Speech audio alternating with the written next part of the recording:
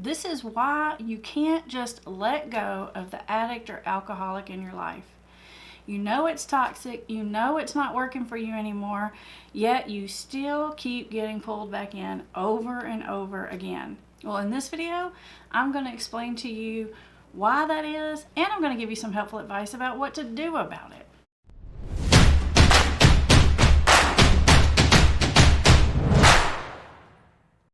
For those of you who are new here, welcome to Put the Shovel Down, the YouTube channel designed specifically to help you understand the science and psychology of addiction so that you can get your life and your family back on track.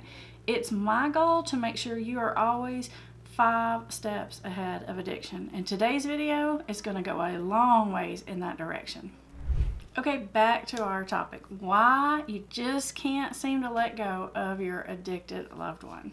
Well, you see, the very same thing that makes your loved one addicted to whatever substance or behavior it is that they're addicted to, that very same thing is at play within your relationship.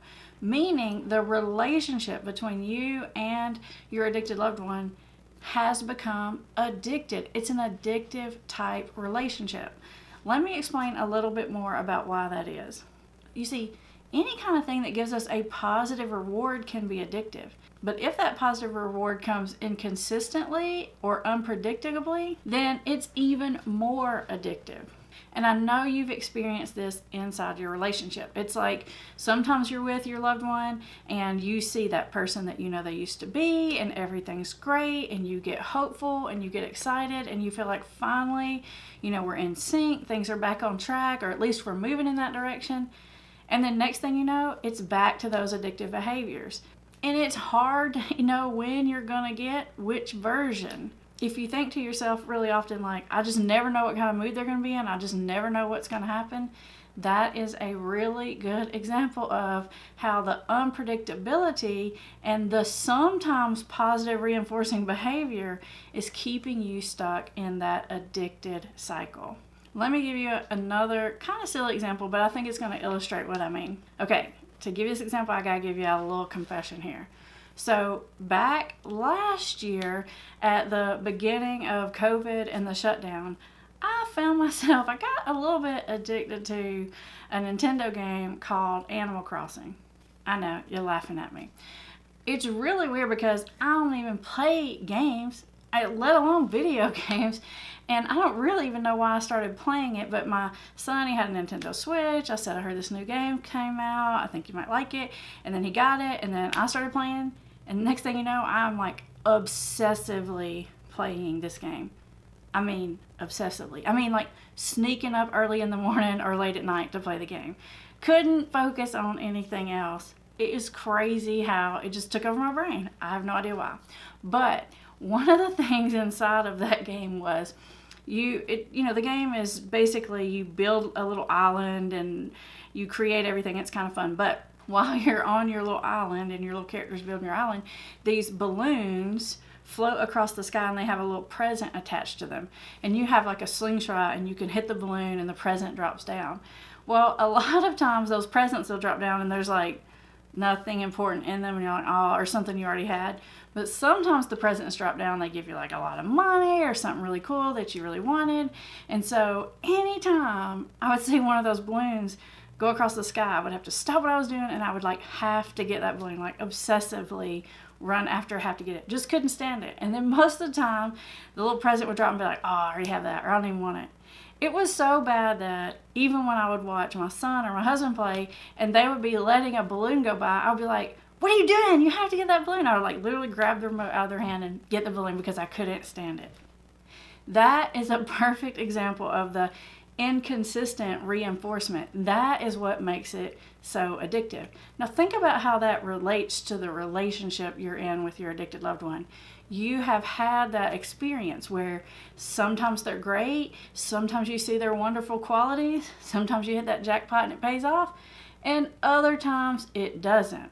And probably more often than not, it doesn't work. So the not working and the not positive reinforcement is most of the time.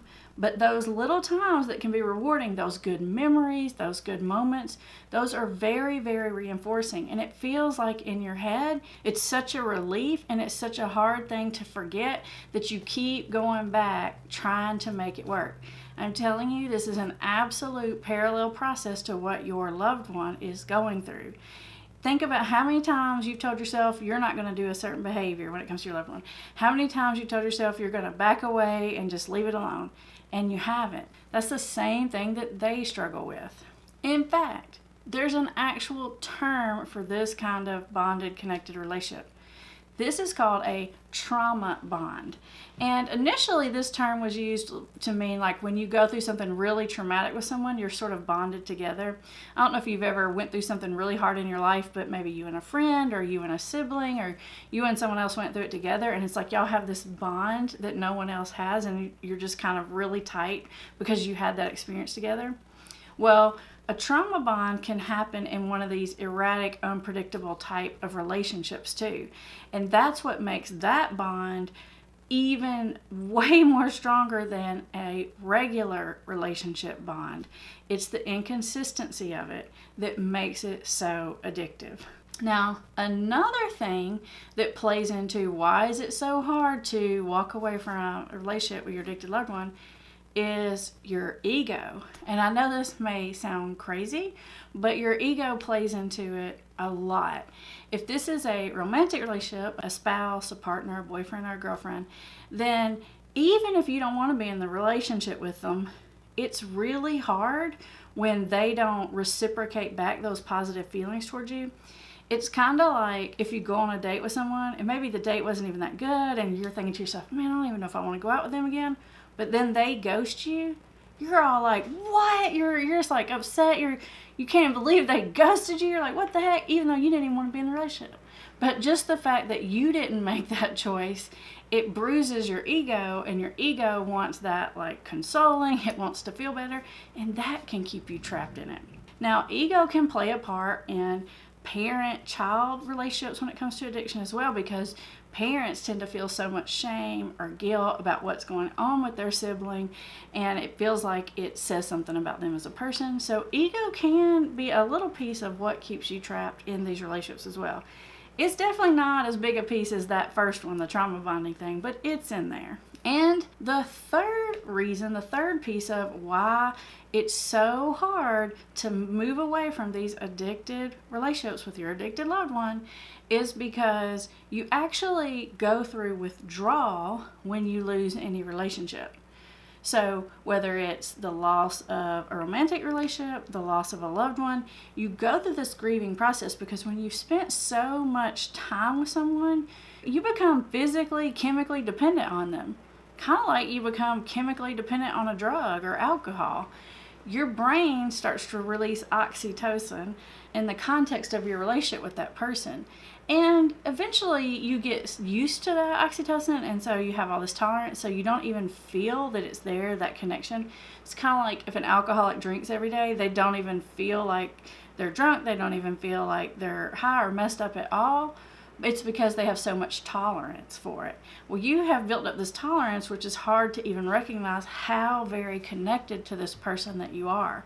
Well, when that connection breaks, you suddenly realize it. Kind of like when the alcoholic doesn't drink, they suddenly realize how dependent they were on that alcohol. You literally go into a withdrawal, that heartache, that heartbreak. It is very strong feeling. It has a strong craving and desire to seek that person out. There's a ruminating, like obsessive kind of thought process. You'll make up any kind of reason or excuse to contact that person because it's a desperation to reconnect, because it is literally a withdrawal process that you're going through.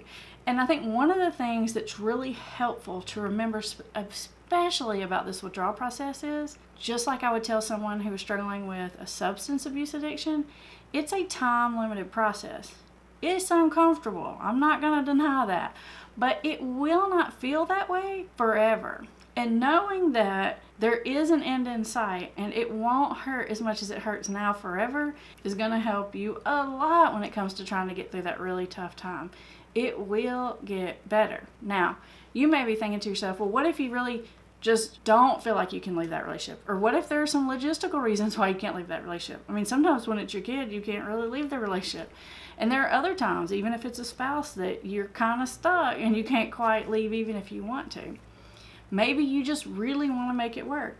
Most of you who watch these videos, you guys know that I have hope that your family can work out. I believe that people get better from addiction, and I encourage people to try to work it out whenever possible. So if that's where you're at, let's talk just a little bit about how to do that more successfully, or at least with more sanity intact. Whether you're gonna stay or you're gonna go, you have to get off of the emotional roller coaster with your loved one. You see, the thing of it is they're on an emotional roller coaster because everything inside of them depends on whether or not they have the substance. They're fine when they have it, or maybe when they have it, they're more mean because the substance makes them mean or paranoid or whatever. And then other times, if they can't get the substance, there are certain problematic behaviors. And so it's like they're on this roller coaster constantly. And because you're so dependent on them, now your mood is dependent on their mood. So they're chasing a substance and you're chasing them, and around we go.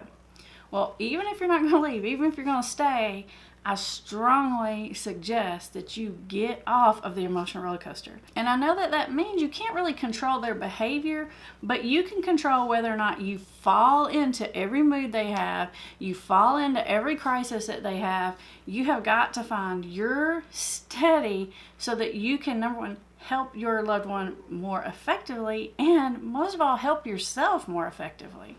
Now, let me tell you what it's going to feel like when you first start trying to do this. Now, I know a lot of you guys, you've seen Star Wars, right? Have you seen The Force Awakens? That's one of the newer ones with Kylo Ren and Rey.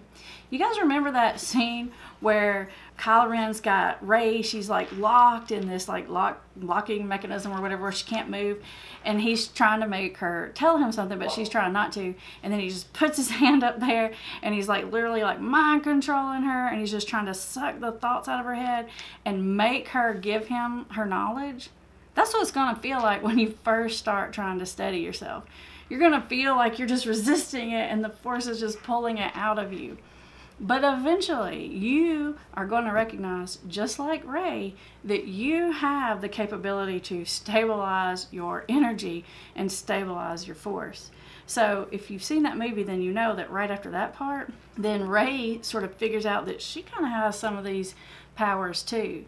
Once you can get control of your own energy, find that force within yourself, you have to stop letting all their emotions control you and get control of your own emotions if you want to have any chance whatsoever of surviving this with your sanity and of helping your loved one overcome their addiction. Somebody's got to be sane in this situation. Now, if you want to learn more about that, I want you to watch this video next, because it goes into a little bit more detail on how to get your force, get your powers under control.